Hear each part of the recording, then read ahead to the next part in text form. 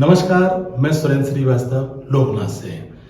वरिष्ठ साहित्यकार एवं जाने माने गीतकार पंडित राम प्रकाश अनुरागी जी की प्रथम पुण्यतिथि पर लोकनाथ परिवार उनकी यादों को संजोकर भावपूर्ण श्रद्धांजलि अर्पित करता है। पेश है लोकनाथ के दर्शकों के लिए श्री अनुरागी जी के कृतित्व एवं व्यक्तित्व पर साहित्यकारों द्वारा दी गई श्रद्धांजलि। मैं डॉक्टर सुरेश सम्राट लोकनाथ से। महाकवि और जाने माने गीतकार पंडित राम प्रकाश अनुरागी जी की 27 मई को पहली पुण्यतिथि है। ऐसा नहीं लगता कि वे हमारे बीच नहीं हैं। अक्टूबर 1973 में ग्वालियर के 5 कवियों का एक संकलन प्रकाशित हुआ जिसका नाम था संभावना के 5 प्रभात। इसमें पंडित राम प्रकाश अनुरागी, महेश अनक, सलीम अश्क, भगवान स्वरूप चेतन और डॉक्टर सुरेश सम्राट शामिल थे। 1973 से इस यात्रा के बाद अनुरागी जी ने संभावनाओं को जिस उपलब्धियों ऊंचाई तक पहुंचाया उसका प्रमाण है कि उन्होंने 2 महाकाव्य लिखे, एक वंदनीय मानस के तुलसी, दूसरा महेश जगदग्नि, 2 खंडकाव्य लिखे, तटधारा, आद्योपांत और एक गीतों का संग्रह गीत प्यार के उनका प्रकाशित हुआ। एक उपन्यास जो पहले लखिया के नाम से प्रकाशित हुआ था, बाद में उसके अनेक संस्करण प्रातः की प्रतीक्षा के नाम से प्रकाशित हुए। आज नहीं लगता कि राम प्रकाश अनुरागी जी हमारे बीच नहीं हैं। वे ग्वालियर के गीत की पहचान थे और उनके जाने से जो स्थान रिक्त हुआ है उसका भरना असंभव है। लोकनाथ ने उनकी प्रथम पुण्यतिथि पर उन्हें श्रद्धांजलि के लिए एक विशिष्ट कार्यक्रम आयोजित किया है जो आपके सामने प्रस्तुत है। ये क्रम आगे भी आपके सहयोग से जारी रहेगा। मेरा निवेदन है कि लोकनाथ से जुड़ें और लोकनाथ को देखते रहें। धन्यवाद। आप सभी का स्वागत करता हूं। धन्यवाद लावा जी। सर्वप्रथम तो मैं महान साहित्यकार श्री राम प्रकाश अनुरागी जी की स्मृति को प्रणाम करता हूं, उनको नमन करता हूं और मुझे लगता है, मेरा मानना है कि मैं बहुत सौभाग्यशाली हूं कि मुझ जैसे अकिंचन को जी एक महान साहित्यकार का सानिध्य प्राप्त हुआ। मैं यहाँ पर श्री राम प्रकाश जी के बारे में 2 बातें उल्लेख करना चाहूँगा, 2 बातों का।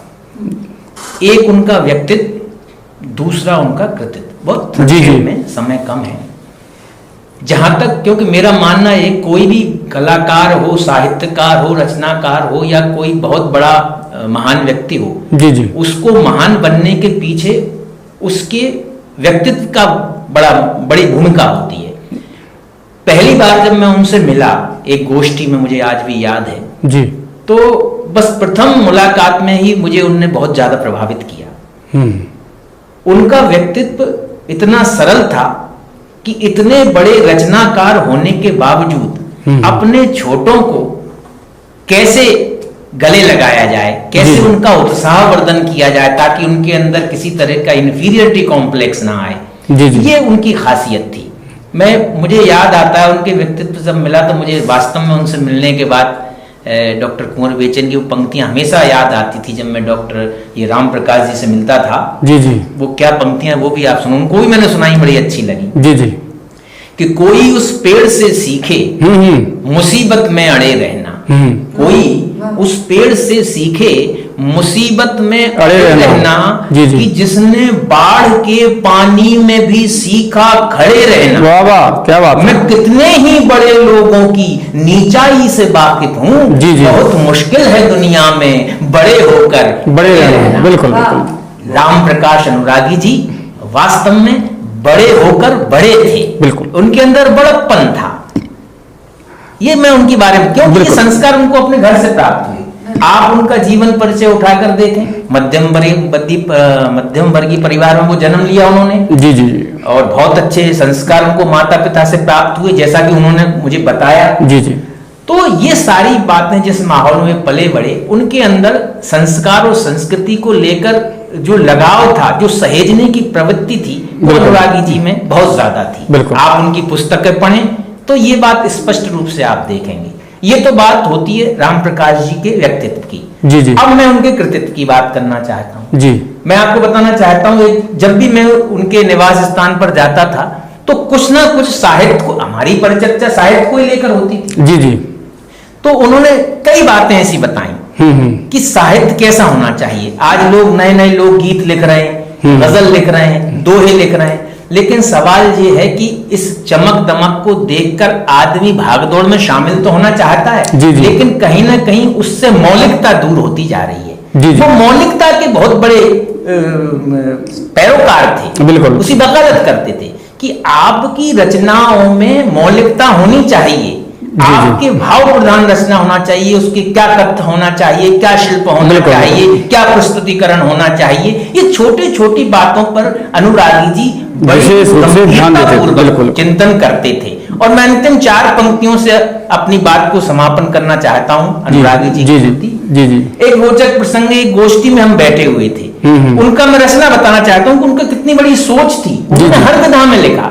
मैं 4 पंक्तियां मैंने पढ़ी एक सवैया की। जी जी तो मैंने कभी दादा से सवैया नहीं सुना था, मैंने सवैया पढ़ा उस समय। वो सवैया कौन था वो भी आपको सुनाता हूं, जी, और आधे मिनट में खत्म हो जाएगी मेरी बात, सुनिएगा। मैंने उनको एक सवैया सुनाया कि कर में गहे के निज लेखनी को, कर में गहे के निज लेखनी को मैंने बैठ के चंबल तीर लिखी है, और खूब लिखो सुख जा जग को, जब पीर देखी तब पीर लिखी है। वाह। मीत को प्रीत के फूल लिखे, अपने अरिखों शमशीर लिखी है।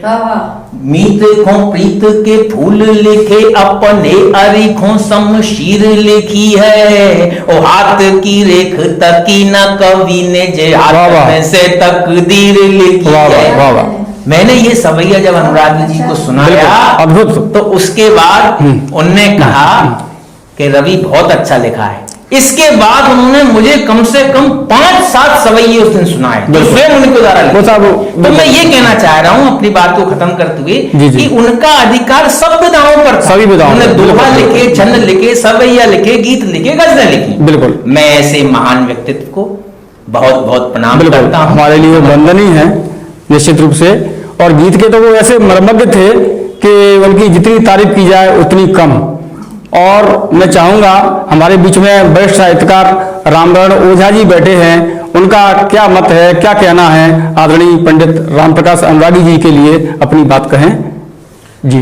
तो लावा जी, लोकनाथ जनता की आवाज में ये कार्यक्रम रखा गया, जी, जी। यही महत्वपूर्ण बात है। अति महत्वपूर्ण बात और है। मैं बिल्कुल। उनको प्रणाम करता हूँ, बार बार प्रणाम करता हूँ कि उनके नाम से ये शहर उनके गीतकार के नाम से जाना जाता है। बिल्कुल। कि राम प्रकाश अनुरागी इस शहर के बहुत बड़े गीतकार थे, और गीत में उनकी इतनी पकड़ थी, छंद में उनका जो व्याकरण है जी, जी। उसको लेकर के उन्हें लिखा, और व्याकरण का पूरा पूरा ध्यान रखा उन्होंने कि जो गीतांग पत्रिका निकाली थी, जी, जी, जी। उस पत्रिका को जब पढ़ा तो उसमें लिखा हुआ था, हाँ हाँ पंडित राम प्रकाश अनुरागी स्वयं लिखते थे और कहते थे कि भाई छंद में ही अपनी रचना भेजें, बिल्कुल बिल्कुल। तो वो छंद स्वीकार करते थे। हमारे यहाँ वर्तमान में तुकांत जो है बहुत लिख रहे हैं, लेकिन अनुरागी जी जैसा व्यक्ति और इतनी सरलता, जब हमारी उनसे मुलाकात हुई, हमारे ही पास के रहने वाले थे वो, तो जी हाँ जी हाँ, भिंड जिले के रहने वाले थे, भिंड के ही थे, और हमारे गांव से 10 किलोमीटर पे ही उनका गांव है। जब हमारी पहली मुलाकात हुई तो उन्हें ऐसा लगा ही नहीं कि मैं वर्षों बाद मिला हूँ, ऐसा लगा कि आज ही मिला हूँ और आज ही पूर्ण अस्तित्व को प्राप्त हो गया। वाह वाह, बिल्कुल। और जब उनके गीतों को मैंने सुना तो मुझे ऐसा लगा कि शहर में एक आदमी तो है जो छंद के ऊपर पूरी पकड़ रखता है, मैं इनका सानिध्य पा करके बड़ा खुश हो जाऊंगा। बिल्कुल। और उन्होंने हमको उसकी ओर बढ़ाया, सहयोग किया, और मेरे घर पर वो कार्यक्रम में गोष्ठी में भी आए। उनके व्यक्तित्व कृत्य जैसे रविंद्र जी ने कहा कि उनका व्यक्तित्व अलग है, कृतित्व अलग है, लेकिन उनका व्यक्तित्व कृत्य एक जैसा था। सरलता इतनी थी उनके अंदर प्रेम इतना था कि वो यदि सामने पड़ जाए तो आदमी अपने आप भाव हो जाता था। उनके अंदर निर्मलता इतनी थी हृदय में। उनके साहित्य में भी, साहित्य में पूरा लोकाचार था, लोक जीवन था, जी, जी। लोक शैली थी, भाव प्रधान उनकी रचनाएं जी, थी। जी। संसार में जो भी कुछ घटता है उसके ऊपर उनके गीतों में इतनी बिल्कुल। पकड़ थी कि वो जब लिखते थे तो हमारे इस जहन में वो कविता ऐसे उतर जाती थी, चलचित्र सी, बिल्कुल। हाँ, जैसे जल उतर जाता है। बिल्कुल। तो ये जो उनके अंदर एक व्यक्तित्व की बात थी। मेरे पास में उनकी ये किताब है आप दो पार, जी, जी। ऐसी एक पत्रिका वो निकालते थे, मासिक पत्रिका गीताएं। जी हाँ, जी हाँ। गीताएं में जो कविताएं निकलती थी वो छंदबद्ध निकलती थी, और जब भी मैंने उनको सुना छंद में पकड़ थी, अविदा, दक्षिणा, व्यंजना, ओज, मात्र, बिल्कुल। उपसार, दसों रसों की निष्पत्तियां, बिल्कुल। उनके उसमें कहीं मिस्टेक यानी कोई गलती तो आप बता संभव ही नहीं सकती है।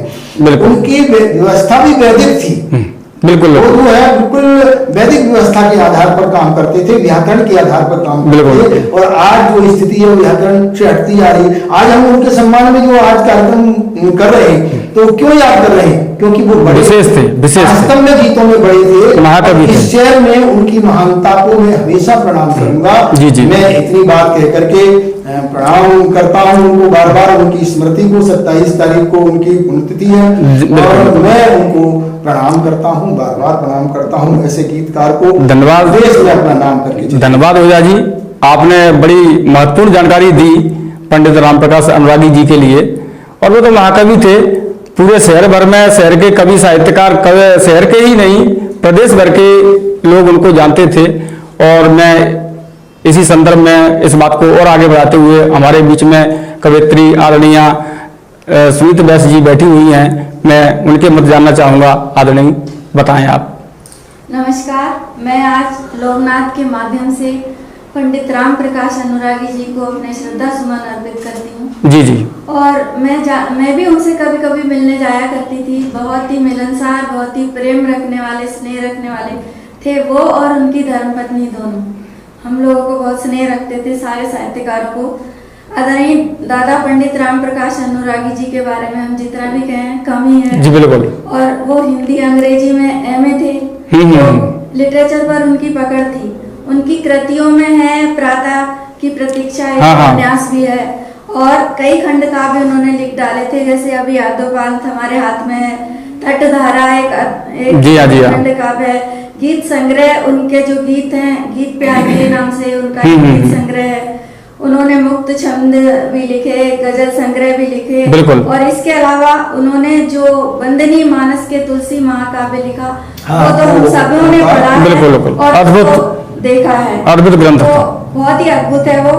और मैं चाहती हूँ कि जितना उनका सम्मान अभी हम लोगों तक नहीं पहुंचा है, जन जन तक उनका सम्मान पहुंचे, और हम हर वर्ष उनके लिए कोई ना कोई कार्यक्रम बिल्कुल और अच्छा विचार करें। और मैं ये चाहती हूँ कि हर जनता के अलावा हर साहित्यकार के मुंह पर उनके गीत हों। बिल्कुल ठीक बात। और वो एक हमारे समाज के आभूषण है ये साहित्य, बिल्कुल। उन्हें हमें सहेज कर रखना चाहिए। और उन्हीं के एक वंदनीय के मानस महाकाव्य से एक पंक्तियां जी स्वागत। कविता जन्मी थी कुटिया में, जी कविता जन्मी थी कुटिया में, पर महलों में जा बैठी। हाँ। सुंदरता में डूब गई, फिर कवि का धर्म लजा बैठी। वाह। सुंदरता में डूब गई, फिर कवि का धर्म लजा बैठी। माँ निषाद प्रतिष्ठाम की ध्वनि कोलाहल में विलय हुई। जी। जीवन की घट गई प्रतिष्ठा, हर समाज में प्रलय हुई। वाह। जीवन की घट गई प्रतिष्ठा, हर समाज में प्रलय हुई। कलम कला कौशल कृपाण की क्रांति फिर से जागी। कलम कला कौशल कृपाण की क्रांति फिर से जागी। कवि जागे, कविता जागी, मन की कायरता भागी।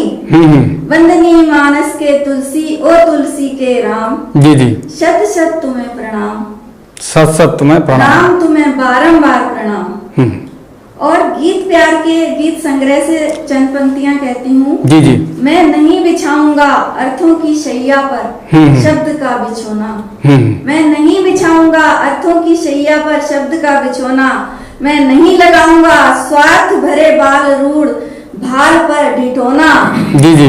और एक और है कि जब जब छाई घोर निराशा, जब जब छाई घोर निराशा, जब जब रोही दी अभिलाषा, जब जब रोही दी अभिलाषा, तब तब मैंने अपना साथी साहस सदा पुकारा। वाह वाह। तब तब मैंने अपना साथी साहस सदा पुकारा।